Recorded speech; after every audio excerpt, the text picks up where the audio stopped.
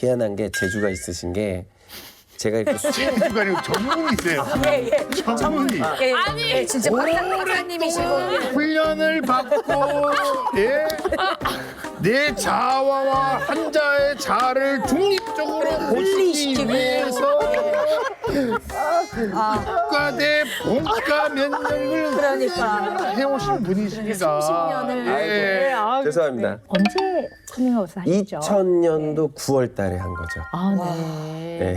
그럼 벌써 이제 시간이 굉장히 네, 오래됐네요. 21년. 예. 네. 30살이 딱 되니까 그때가 마침 2000년이었어요. 아, 밀레니엄. 밀레니엄인데 여러분 다 기억하시다시피 뭐 2000년이 오면 세기말이라고. 뭐 저한테도 뭔가 새로운 세상이 열릴 거라는 생각을 했어요.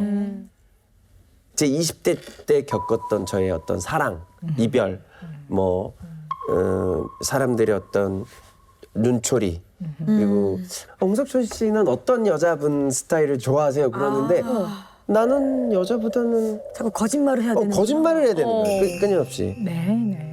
내 스스로가 나한테 거짓말을 하는구나. 이걸 어떻게 해결해야 될까 하다가 2000년이 왔을 때 이제 해야 되겠다. 그래서 이제 준비를 하고 있는데 어떤 기자분이 제가 어떤 TV 프로그램에서 다 편집이 됐는데 제가 이제 커밍아웃을 한 거를 소문을 들으셔서 인터뷰 요청을 했을 때 제가 떳떳하게 했죠. 아, TV에서 먼저 말씀을 하셨어요? K본부 토크쇼에서 진실 거짓 게임을 한 거예요. 근데 첫 질문이 TV에서 맨날 이렇게 여성스럽게 얘기하는데 홍석천 씨는 뭐 여자보다 남자가 더 좋나요? 뭐 이런 질문을 한 거예요. 농담 삼아서. 농담 삼아. 근데 저는 그게 굉장히 좋은 순간이다. 네, 맞습니다. 그래서 녹화가 중단이 됐어요. 감독님이랑 막 다 난리가 나지. 난리가 난리 났어. 나지. 그것도 K본부인데. 네, 21년 전이니까. 21년 전이니까. 네, 네. 그래서 감독님이 저를 생각해서 편집을 해주셨는데 그 현장에 있는 많은 사람들이 이제 조금씩 소문을 냈잖아요. 그러니까 기자분이 인터뷰 요청을 하셔서 그럼 우리 정식 인터뷰를 하자. 그래서 정식 인터뷰하고 이제 그 일이 이제 터진 거죠. 아, 네. 파장이 근데 꽤 컸어요. 왜냐면 그만큼 정말 활동을 많이. 맞아요. 그때 스포츠 신문에 대문짝만하게 났었잖아 그때. 그때 스포츠 신문 일면에 나오는 탑스타 아니면 못하는 건데 제가 그 타이밍에. 저도 이제 그걸 알았죠. 이제 내가 이 선언을 하면 나는 방송을 한동안 못할 것이고 이 시간에 뭐 뉴욕이나 어디 가서 한 3년 뮤지컬 연출 공부를 좀 하고 오자 준비를 다 해놨어요. 그리고 그동안 벌어놓은 돈도 이제 어느 정도 이제 유학비를 해놓고 그러고 이제 부모님한테 그때 이제 말씀을 드렸죠. 내일 기사 나갈 건데요 하고 이제 말씀을 드렸어요. 왜냐하면 나의 결정을 번복시켜야 하려는 걸 전 너무 잘 알고 있었기 때문에 그래서 이제 밤새 시골에서 올라오셔서 변호사 뭐 기자 다 불러놓고 어떻게 해야 될지에 대해서 근데 제가 끝까지 강하게 전 꼭 하고 싶습니다. 어떤 일을 가져도 그리고 이제 기사가 나가고 이제 난리가 났는데 이 사람들한테 잘못한 게 없는데 왜 내가 이렇게 욕을 먹어야 되지? 싸워볼까? 이래서 이제 유학을 취소하고 하나하나 저의 싸움을 이제 시작한 거죠. 네. 근데 어떻게 보면 그 커밍아웃을 한 거에 가장 여러 가지 이유가 있겠지만 가장 큰 이유는 행복하고 싶어서. 자기 자신한테 자기 자신을 인정하고 자기 자신한테 솔직하고 자기 자신에 대한 가치를 인정하고 싶었던 것 같아요. 네, 어떤 모습이어도 나는 살아갈 만한 가치가 있는 사람이고 내 자신이 얼마나 귀하다는 거를 이렇게 목소리를 내는 걸로 스스로가 이렇게 탁 단단하게 뿌리를 내리고 싶으셨던 것 같아요. 그게 어이구 갑자기 어이구 그게 아이고 나 왜 이러지?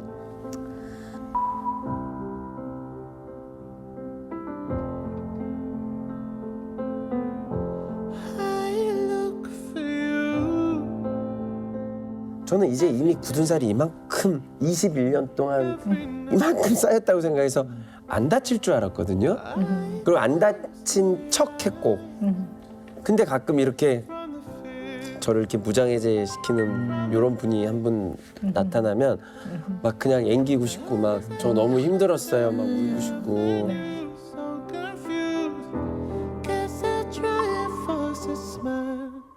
석천 씨가 이렇게 헝겊이라면 네. 약간 구멍이 나서 약간 너덜너덜해졌다가 그거를 또 얼기설기 이렇게 꿰매서 지금은 이렇게 많이 꿰매져 있지만 네.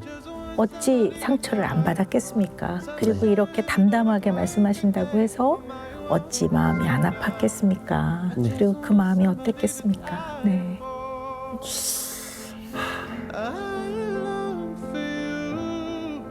그 잘 버틴다 생각했던 게 한 7년 정도 후에 저한테 갑자기 이게 터지는 날이 왔었어요. 이게 누나가 저한테 서운한 소리도 하고 뭐 이래서 꾹꾹 참아서 버텨왔던 것이 가족이 한마디 하니까 이거는 다른 타인이 모르는 사람이 욕하는 거하고는 진짜 잘 달라. 이게 달라요.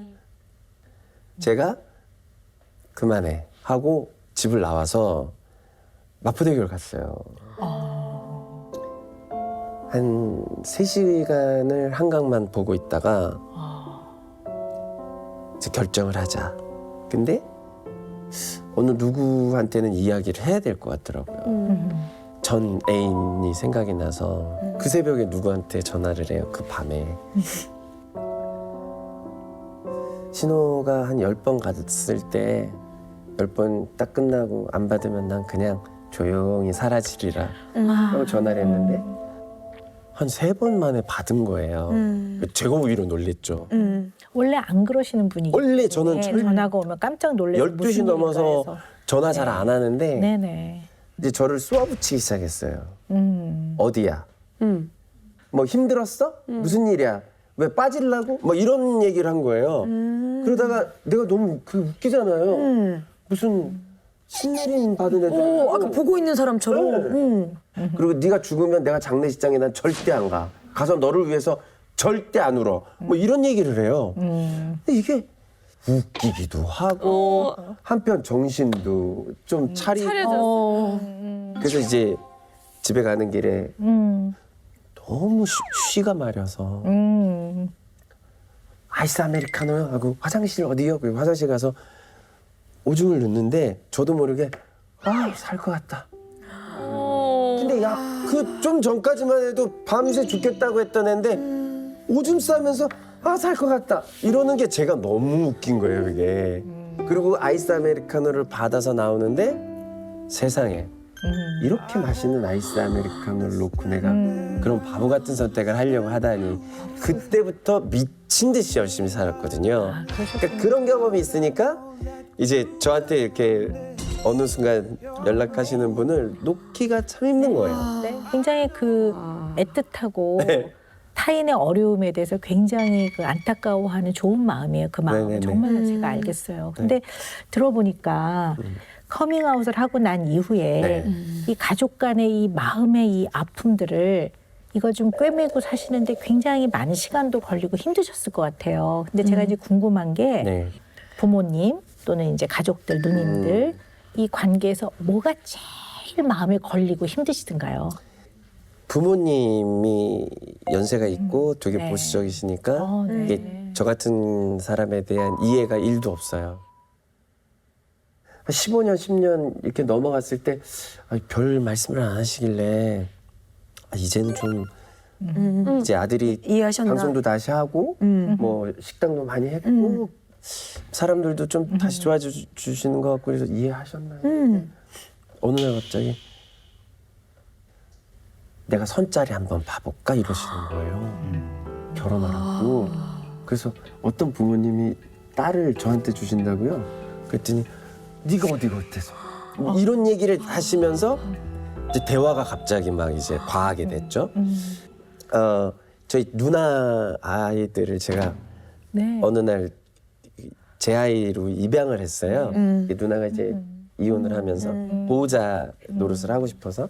근데 부모님이 그걸 가지고 굉장히 서운해하시더라고요. 왜요? 너도 결혼할 날이 있을 텐데 왜 누나 자식을 네 호적에 붙이느냐. 굉장히 조심스러운 질문이긴 하는데요. 네네. 그러니까 제가 이제 우리 석천 씨를 좀 이해해 나가기 위해서 드리는 되게 조심스러운 질문이에요. 네. 근데 그 조카들을 입양하게 된 그 결정을 하게 된 과정에는 표면적인 이유 말고도 다른 이유도 있을 것 같아요. 저는 이제 경제적인 도움을 주기 위해서였다면 입양을 안 하고도 할 수 있지 않았을까 하는 생각도 한편 들거든요. 근데 저는 결혼에 대한 생각이 없고 네. 제가 결혼한다고 해서 우리나라에서 인정도 안 해줄 거고 아이들은 너무 좋고 근데 아이들한테는 보호자가 필요하고 근데 가장 중요한 건 우리 누나가 새롭게 출발할 수도 있잖아요. 좋은 사람을 만나서. 근데 만약에 우리 아이들이 예를 들어서 짐처럼 느껴진다든가 뭐 혹처럼 느껴진다든가 그거를 제가 못 보겠는 거예요. 그래서 제가 누나한테 그랬어요. 누나 혹시라도 살면서 좋은 사람이 있으면 누나 그냥 시집 다시 가. 애들은 내가 다 해줄게. 그 생각이었어요. 그러니까 우리 그냥 내 인생은 이 모양 이 꼴이 됐는데 그럼 나는 우리 가족을 위해서 내가 할 수 있는 게 뭐가 있을까? 우리 뭐 부모님이나 우리 누나들을 위해서 내가 뭐 할 수 있을까? 이런 약간 그런 생각이 좀 많았던 것 같아요. 아, 그러셨군요. 그건 좀 그 마음은 네 많이 이해가 돼요. 네. 뭐 다 이해했다고 네. 말하는 건 좀 네. 성급하고요. 많이 이해가 돼요. 그 마음은요. 그런데 석천 씨가 하는 누구를 돕는 그런 과정이 네. 약간 구원하는 환상이 좀 있는 것 같아요. 누구를 이렇게 구원해주는. 영어 단어로 말하자면 rescue. 이렇게 구원해주는 것 같은 의미. 이게 돕는 걸 넘어서 help를 넘어서서 구원. 약간 저는 그 이해해요. 어떤 의미의 말씀이신지. 네네네. 왜냐면 제가 이제 이태원의 가게를 막 7, 8개를 낼 때도 세계 어디에도 어느 도시에 가도 어떤 특색 있는 거리가 있는데 그 당시에 서울엔 무슨 이렇게 멋있는 거리가 없지? 내가 만들어 봐야지. 약간 이런 게 있어요. 그래서 제 돈 다 들여가지고 막 남의 건물 다 고쳐주고 네네. 네, 거리 이쁘게 해주고 막 맞아요. 네, 약간 그런 것도 네. 있고 네. 예. 이게 나쁘다는 뜻은 전혀 아니고요. 약간 그것이 그게 있어요. 가지고 있는 네. 아주 상징성을 좀 이해해야 될 것 같아요. 심리적 의미를 이해해야 그 될 것 뭐예요 같은데요. 그게? 본인의 갈등을 해결하는 방법을 남을 돕고 좀 더 의미 있는 일을 하는 쪽으로 가는 것을 방어 기제 중에 승화라고 하거든요. 근데 약간 이제 그런 의미에서의 누구를 돕다 못해 구원하고 구출하는 그런 의미가 좀 있는 것 같아요. 그래서 그 조카들도 사실 보호자가 필요했다고 하는데 이미 보호자는 엄마가 있잖아요. 네. 그러면 이 세상에 이혼하신 모든 분들은 자녀들이 다 보호자가 없어지는 건 아니거든요. 그렇죠, 그렇죠. 네, 상당히 본인이 누군가의 인생에서 어려움에 처한 사람들을 구원과 구출과 이들의 어떻게 보면 회복과 이런 거에 굉장히 관여하고 싶어하는 그런 부분이 굉장히 많은 것 같다. 이게 어디서부터 온 것일까 하는 거예요. 그게 네. 어디서부터 왔을까? 네.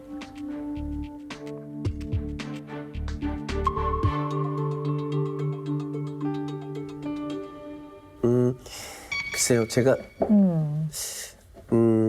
제가 아주 어렸을 때 저는 모태신앙이거든요. 온 집안이 다 기독교 가정인데 제가 청소년기에 난 다른 걸 알잖아요. 다른 걸 아는데 늘 교회 가서 이제 말씀을 듣고 이제 목사님 설교나 주변 분들 뭐 또 성경을 보고 이러면 저는 되게 죄인인 거예요. 저는 제 종교적 믿음은 이렇게 있는데 그 교회를 가면 저는 불지옥에 타서 죽을 죄인인 거예요. 그래서 어느 날 제가 교회를 못 갔거든요. 그래서 저는 늘 제 스스로가 속에 난 죄인이야. 그러니까 나는 하늘나라에 갈 수 없는 자격이 없는 사람이야가 너무 어렸을 때 이게 머릿속에 박힌 것 같아요. 제 스스로가. 그래서 저는 그 죄를 이거를 모두가 100점짜리는 아니잖아요, 인생이. 그래서 제가 항상 전 그냥 90점만 받고 죽을란다 이러거든요. 그럼 90점만큼의 착함을 제가 갖고 있어야 되는 거예요. 바로 그거예요.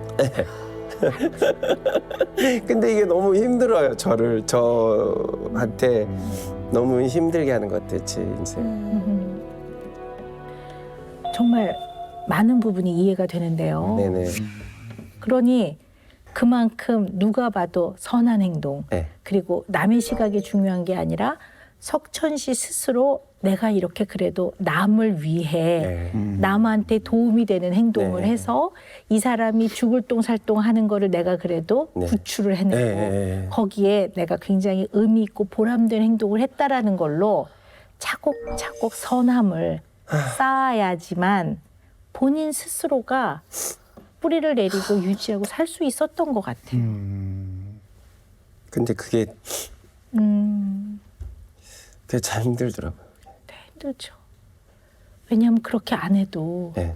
홍석천이란 사람 자체가 그냥 귀하고 그 사람의 인생 자체가 가치 있고 매일매일 살아가는 인생이 그냥 그것이 그냥 원더풀인데 그걸로 충분한 건데 얼마나 힘들어요. 그런 결정하기도 힘들고 그렇게 사는 것도 힘든데 이제 앞으로를 봤을 때도 저는 계속 제가 약간 별명 있잖아요. 네. 뭐 탑게이도 있고 네. 무슨 뭐 이태원의 밑에 황태자. 황태자. 그러니까 그런 저를 규정짓는 이름들이 있으니까 거기에서 또 내가 해야 되는 구원, 걸맞는 행동. 네, 그 맞는 행동 네. 이거를 해야 된다고 네. 또 스트레스를 받으니까 네. 아 근데 오늘 쭉 듣다 보니까 이걸 잘 못 끊을 것 같아요. 이거 될까요, 이거? 그쪽에 이렇게 발을 들여놓고 못 끊는데 그래서 제가 중간에 마음을 좀 바꿨어요. 어떤 네. 조언을 드리냐면요. 이 방향을 좀 바꾸셔서요. 방어 기제 중에 다른 사람한테 도움이 되는 좋은 쪽에 그런 것을 승화라고 내가 말씀드렸잖아요. 그 길로 가셔야 될 것 같아요. 예를 들면 어떤 거냐면 사단법인 그쵸, 이런 것들을 만들어서 네. 이렇게 이제 고민하는 이제 그런 많은 네. 그 힘들어하는 사람들을 개인적으로 상담을 하는 게 아니라 그런 체계를 만들어서 그 도움을 줄 수 있는 제대로 된 사람들이 힘을 합칠 수 있는 그런 일을 하시는 게 이게 승화지. 혼자 다 떠안고 잠도 못 주무시고 혼자 그걸 확인하고 아침에 잘하는 사람 없나 이거는 오래 못 하세요. 그러면 그 일을. 네. 박사님이 네, 네. 약속 하나 해주세요. 네. 같이. 네, 네. 힘을 좀 보태는 네, 보태주세요. 거는 네, 하겠습니다. 연대는 안 나왔지만 같이 하실 거죠. 너도 연대 해줄 거지. 연대 도와야죠. 그럼요. 함께 합시다. 예. 근데 저는 진짜 오늘 네. 자꾸 이렇게 딴 얘기를 들었는데 제가 석천이 형한테 이게 진짜 크게 한 방 맞는구나 라고 이렇게 생각이 든 게 뭐냐면 나는 석천이 형만큼 내 삶에 가치 있는 일에 대해서 저렇게 형처럼 쌓아받는 거가 되게 저한테 되게 반성이 드는 거예요, 저한테.